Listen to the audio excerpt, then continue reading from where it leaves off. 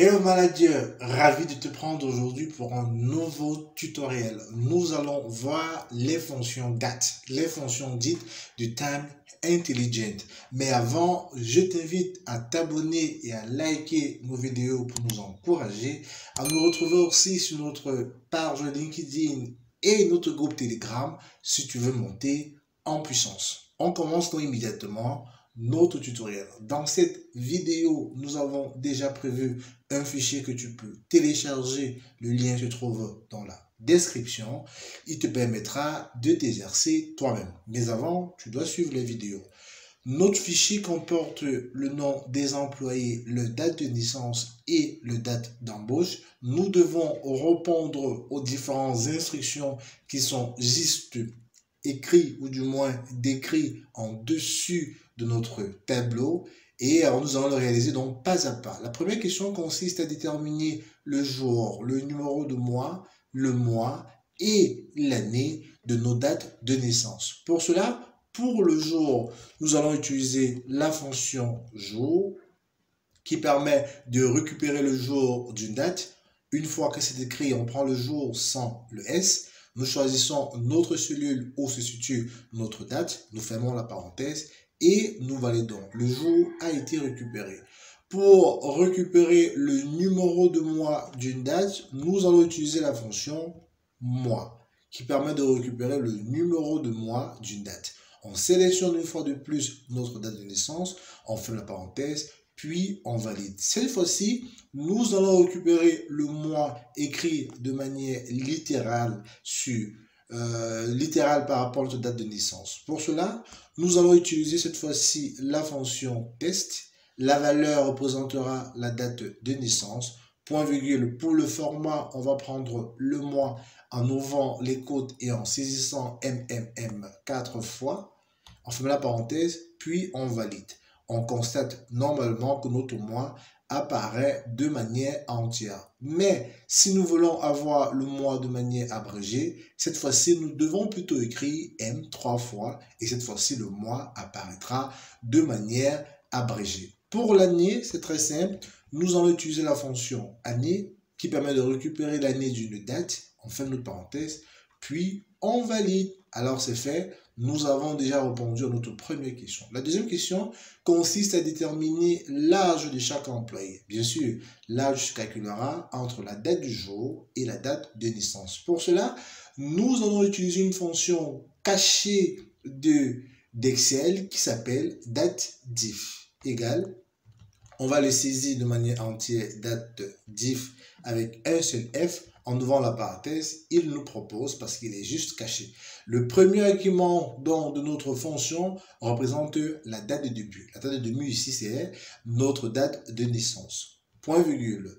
Le deuxième argument, c'est la date de fin, qui sera la date d'aujourd'hui. Pour cela, on va utiliser la fonction aujourd'hui qui permet de renvoyer la date actuelle d'ouverture de notre logiciel.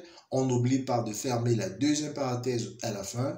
Point virgule, le troisième argument, c'est de mettre la forme sur laquelle on aimerait voir apparaître notre âge. Ici, on aimerait le voir apparaître sous forme d'année. Pour cela, on ouvre les côtes et on met Y pour hier, qui est la formalité en anglais. On ferme une parenthèse et on valide par entrée.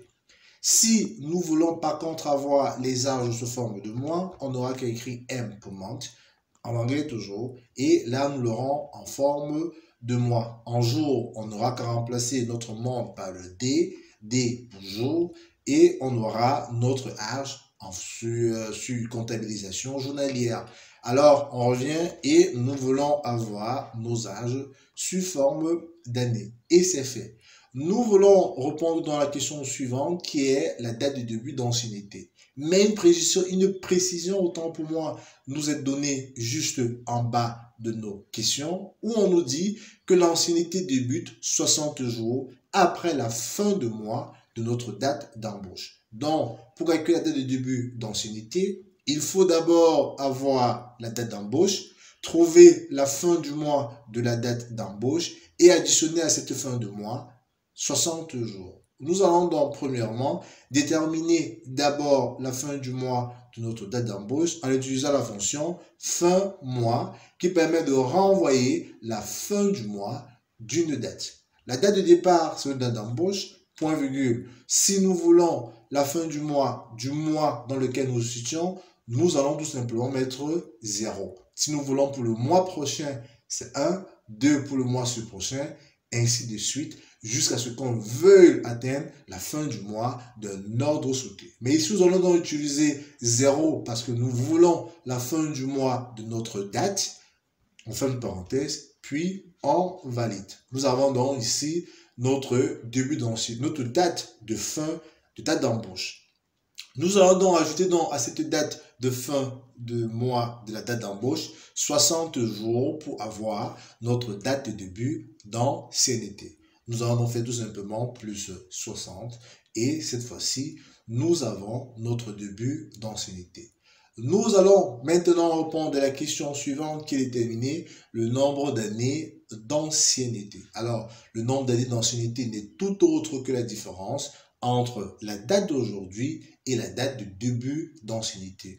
Nous pouvons encore utiliser notre fonction date diff que nous allons écrire de manière intégrale parce que c'est une fonction cachée.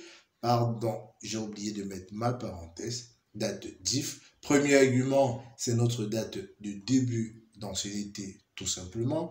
Point virgule. Deuxième argument, c'est la date d'aujourd'hui. Nous allons écrire aujourd'hui sans oublier de fermer notre parenthèse, point virgule. Et notre second argument, c'est de le mettre sous forme d'année. On ouvre les côtes, on met Y pour hier, on ferme notre côte, on ferme la parenthèse, puis on valide. On constate donc que cet employé de focus annuel a 38 ans d'ancienneté.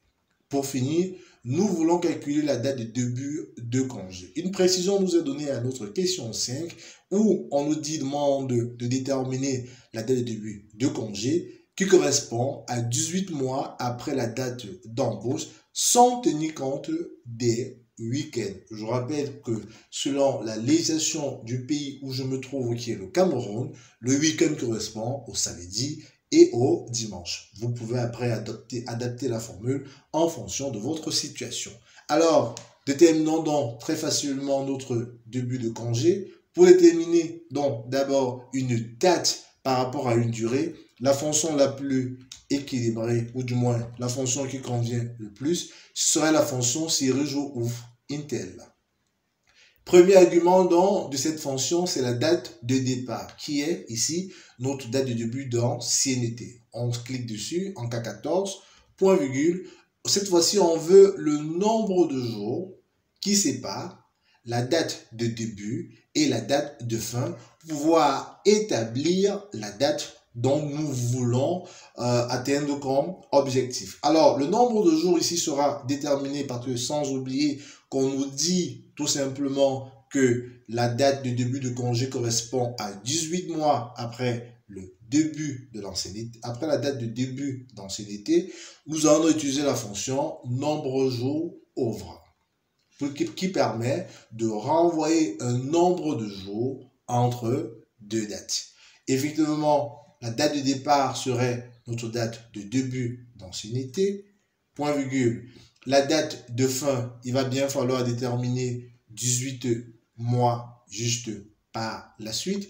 Il faut donc qu'on permette très facilement de déterminer ces 18 mois. Pour cela, nous allons utiliser notre fonction fin de mois qui permet d'avoir la date de départ comme date d'ancienneté, point virgule. Nous allons donc utiliser ici 18 mois qui va permettre de déterminer la date de fin de notre calcul en nombre de jours. Nous fermons notre parenthèse et cette fois-ci, nous allons fermer la parenthèse pour la fonction fin de mois et pour la fonction nombre jour off.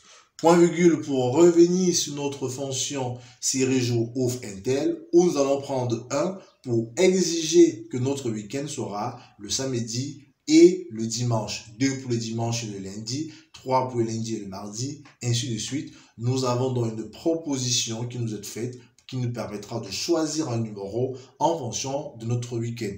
Je fermerai autant pour moi ma parenthèse et je vais appuyer sur Entrée pour avoir la date de début de congé très simplement. Alors, je vais resélectionner toutes mes formules calculées. Je vais faire une recopie qui me permettra de calculer pour l'ensemble de mes employés. Voilà que c'est fait. Nous avons répondu à toutes les questions. Merci d'avoir suivi ce tutoriel. Je suis Listé Fondant et ça a été un plaisir pour moi de le réaliser pour toi. N'oublie pas de liker et à très bientôt pour un prochain tutoriel. Bye bye.